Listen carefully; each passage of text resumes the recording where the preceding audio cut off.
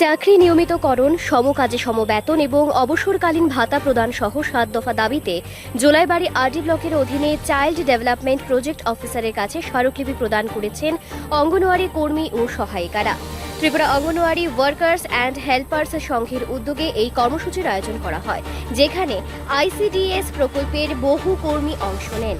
আন্দোলনকারীদের মূল দাবিগুলির মধ্যে রয়েছে অঙ্গনওয়াড়ি কর্মীদের স্থায়ী সরকারি কর্মচারী স্বীকৃতি, উচ্চ আদালতের নির্দেশানুসারে অবসরের পর গ্র্যাচুইটি ও পেনশন চালু করা, মোবাইল ভাতা বৃদ্ধি এবং পরিপূরক পুষ্টি কর্মসূচির বরাদ্দ বৃদ্ধি করা।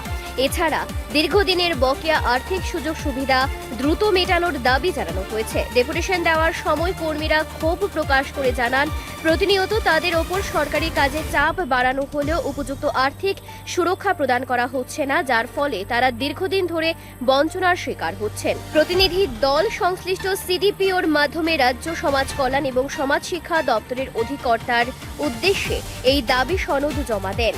সংগঠনের নেতৃত্বের পক্ষ থেকে জানানো হয়েছে, সরকার যদি নির্দিষ্ট সময়সীমার মধ্যে এই ন্যায্য দাবিগুলি বিবেচনা না করে তবে আগামী দিনে রাজ্য জুড়ে আরও কঠোর আন্দোলন গড়ে তোলা হবে।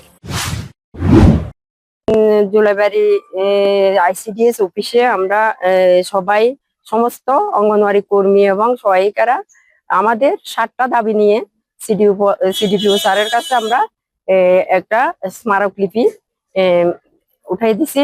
আমাদের 7টা দাবি এখানে লিপিবদ্ধ করা আছে। আমরা আমাদের সেন্টার চালাতে গিয়ে বিভিন্ন ইয়েতে অসুবিধার সম্মুখীন হই, সবকিছু এখানে বিস্তারিতভাবে লেখা আছে। এগুলি সরকারের দৃষ্টি আকর্ষণ করার জন্য এবং স্যারে এগুলি এক্সপেক্ট করছেন, তিনি কইছেন এগুলি যথাযথ সময়ে এগুলি পাঠাইবেন, জানাইবেন, উপরে জানাবেন সবকিছু। এখন আপনারা কাছে কি দাবি, আপনারা মানে কি চাই, সবার কাছে কি চাই? আমাদের 7টা দাবি আছে। আচ্ছা, ওইখানে 7টা দাবি স্যারের কাছে যে আপনারা জমা দিয়েছেন, স্যারে আপনাদেরকে কি আশ্বাস দিল? স্যারে আশ্বাস দিছে, স্যারে বলছে যে হ্যাঁ আমি যতটুকু পারি দাবিগুলি আপনাদের ন্যায্য দাবি, আমি এগুলি উপরে, আমাদের তো সাধ্য নাই, আমি এটা উপরে পাঠানোর ব্যবস্থা করতেছি। এগুলি যতটুকু পারি আমরা, যদি আপনাদের দাবিগুলো যদি পূরণ না হয় তাহলে আপনারা কি করবেন? আমরা বৃহত্তর আন্দোলনে নামবো, রাস্তা অবরোধ করবো, রাস্তায়। রিপোর্ট সংবাদ প্রতীক্ষা।